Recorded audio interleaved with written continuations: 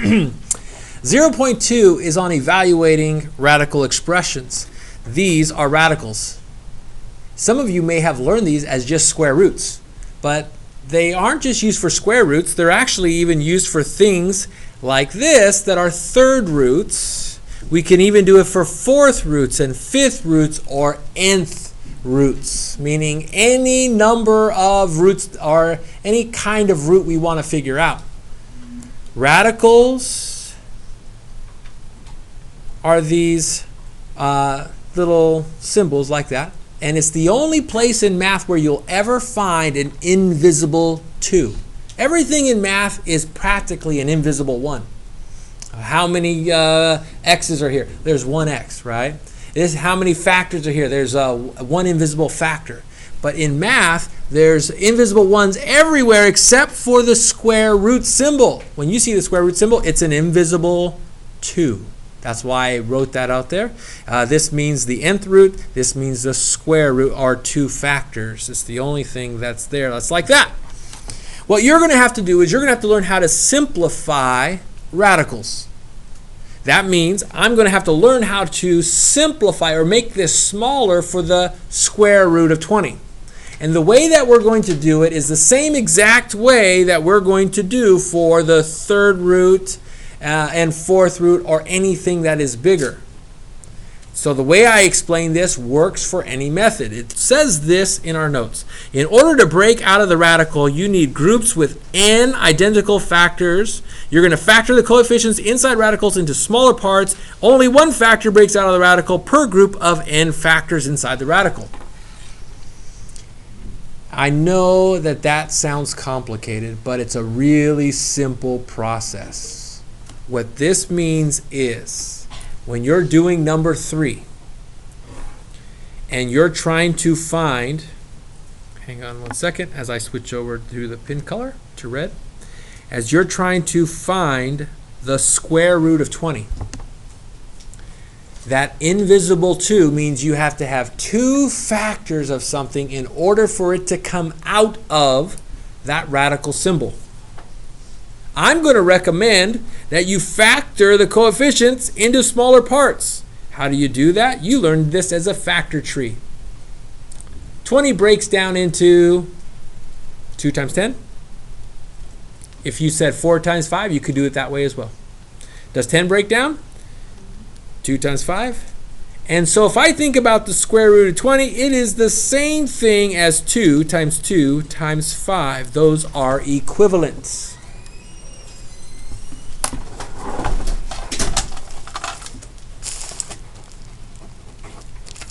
Thank you. Thank you.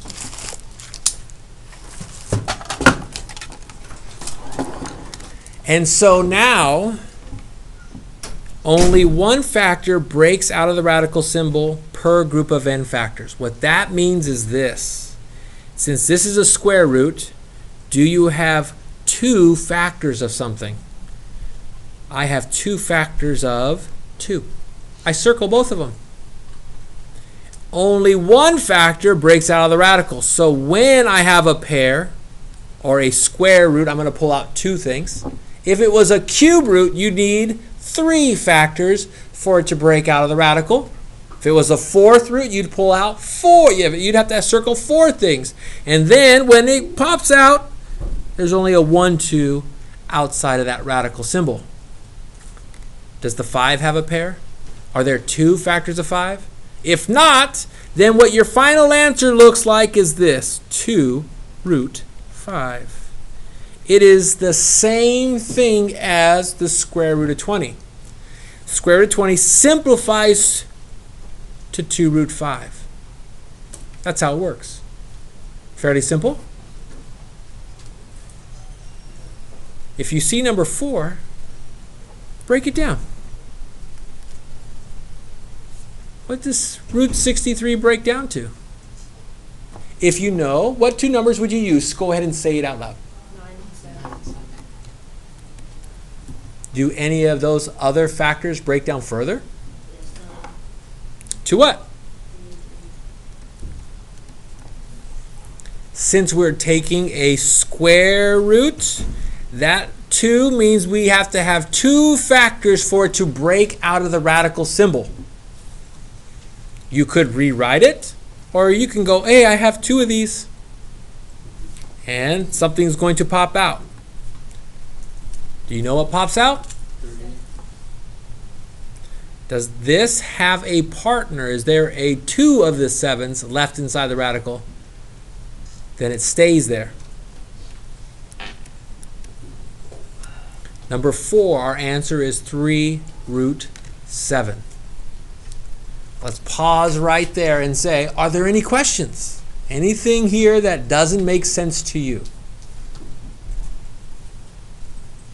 Yes, ma'am. What if it's a square root and you have 3 of the same factor? 3 of the same factor. Let's say we're doing the square root of 2 times 2 times 2. That's the same thing as the square root of 8.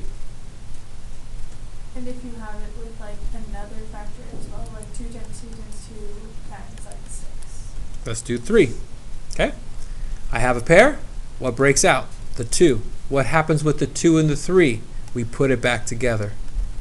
You would leave it like 2 root 6. Jarek. So on number 4, I'm confused on how we got the number 7. How did I get the number 7?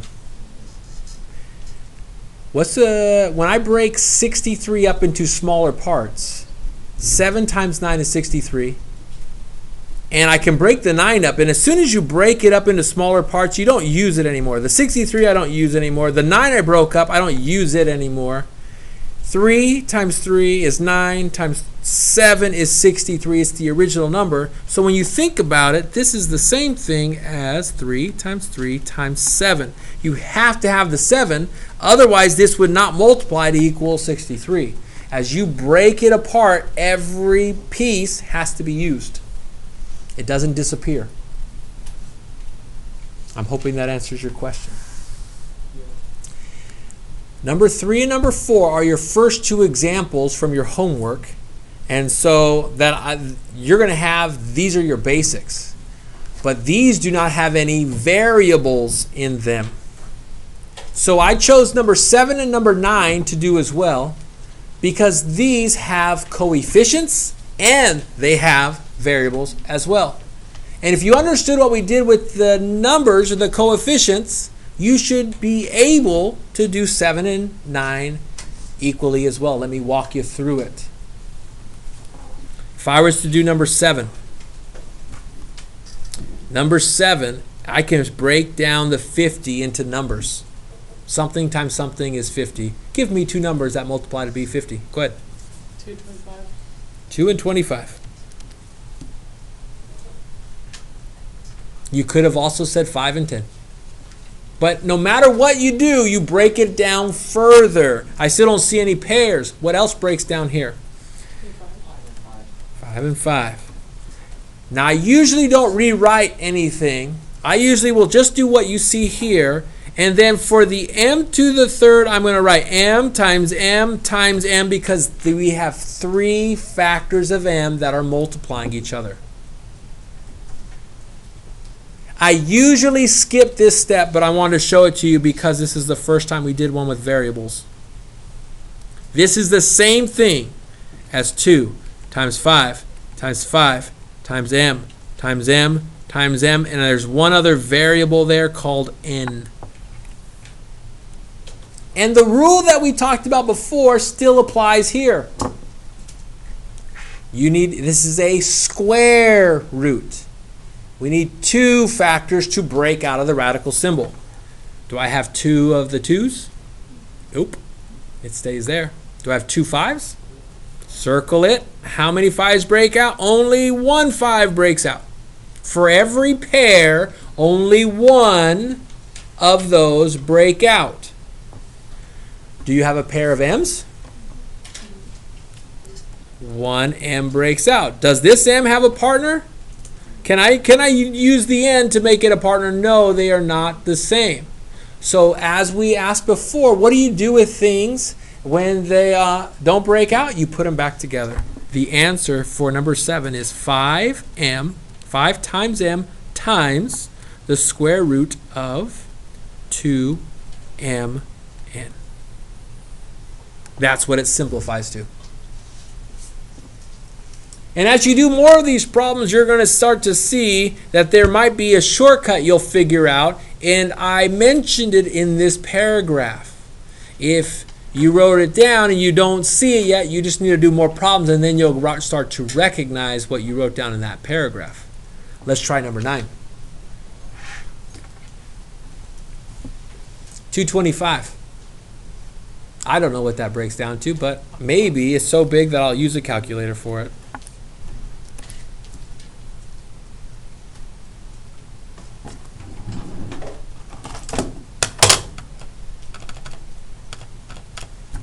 $45. 5 times 45 is 225. I knew 5 went into it.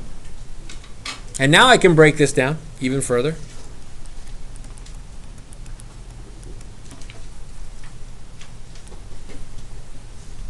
And then the k's I can write out like this if I want to. There's 5 of the factors of these k's. If you think you know what this simplifies to, write down your answer, point to it, and then look at your partner's answer and see if you and your partner come up with the same answer, and I will reveal the answer in 60 seconds.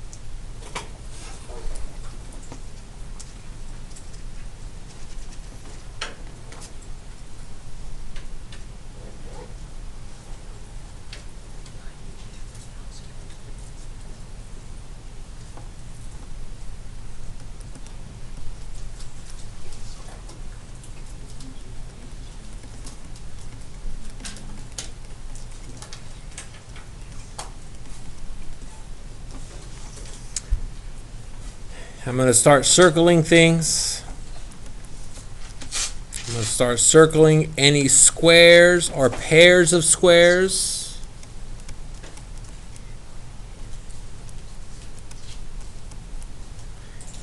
And this square root of k doesn't have a partner, so I'm going to leave it inside.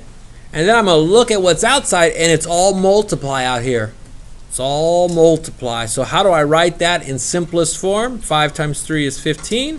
K times k is k squared. My answer should be 15k squared root k. 15k squared radical k. You could say that as well. And I'm curious, how many of you and your partners got 15k squared root k? Please raise your hand. Not all of you. I'd say over half the class, but pretty close to 50 to 60%. This is what the whole worksheet is going to be about. Most of the time you are going to have variables with higher exponents. And you're going to have multiple variables. So keep that in mind. It doesn't get a lot harder than what we just did right there. I chose 13 and 14 as well. And that deals with cube roots. And the biggest difference between a cube root and a square root is that you need to have 3 factors to break out. Let me give you an example, number 13. If I break apart the 64, what 2 numbers, go ahead and say it out loud, that multiply to be 64? 8 and 8. Do you have 3 factors of 8? Nope. Got to break the 8s apart. 2 and 4. And then this 8 breaks up into 2 and 4. Does the 4 break down? Sure, break it down. 2 and 2. 2 and 2. So I have 2 times 2 times 2 times 2 times 2 times 2. Or 2 to the 6th power. Let me write that out real quick. Third root of 2 times 2 times 2 times 2 times 2 times 2 times t times t times t times t times t times t. I know that's extraneous or is a lot.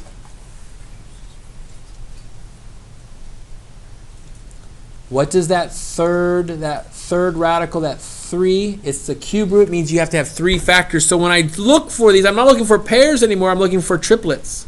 Oh, there's a triplet. How many will break out? Only 1 factor per 3. The 2 pops out, just like that. Do I have another triplet? Pops out. Another triplet? Pops out. Another triplet? Pops out. Is there anything left inside the cube root? Anything left inside the radical? Then you don't write it down. It just goes away because everything's simplified. What do you do with these numbers? You multiply them. 2 times 2 is 4 times t, 4t squared. And then you realize, oh, this isn't that bad. I could do this. And your confidence starts to grow. Number 14. Cube root, 40, d to the 8th power. 40. Ooh, no. Oh, no.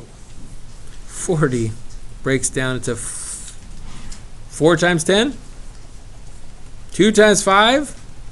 2 times 2. I'm looking for 3 things. D to the 8th is d times d times d. That's 3. 4, 5, 6, 7, and 8.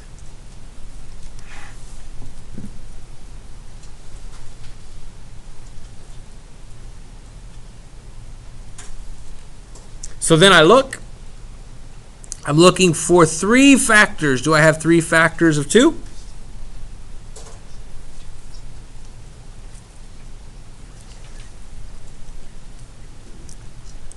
Do I have 3 factors of a d?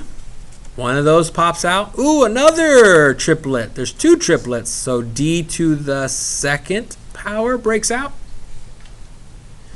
And what's left behind that doesn't have triplets? There's a 5, a d, and a d. Don't forget this is still the cube root, so don't forget the little 3 that goes above the v, above the radical symbol. And you have 5d squared. I'm curious, how many of you understood or got the answer of 2d squared times the cube root of 5d squared? Raise your hand if you followed that. Good job. That's over half that's almost 90% of the class. You are on track. Look at that answer. It's ugly, but it's the answer. The last thing that we have to cover is rational versus irrational. Rational means it can be written as a fraction, a repeating decimal, or a whole number. Think of it as something that ends. Most numbers outside of the radicals are rational. Irrational is a number that never repeats itself and goes on forever. For example, pi is an irrational number. For example, the square root of 2 is an irrational number. It doesn't simplify any further. Radicals that do not simplify are irrational. Classify the problems above as rational or irrational. So here's what it looks like. Because there's a radical, this is irrational. Because there's a radical in it, this is irrational.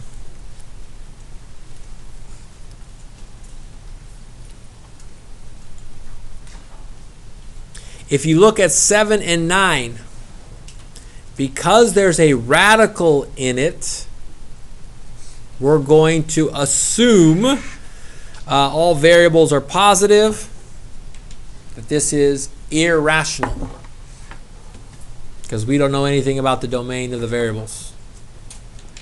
There is only one problem here that is not irrational. Do you know which one is not irrational? Which one is rational? What number? 13 is the only one that is rational because there is no radical symbol for it at this point. We're going to stop your notes right there.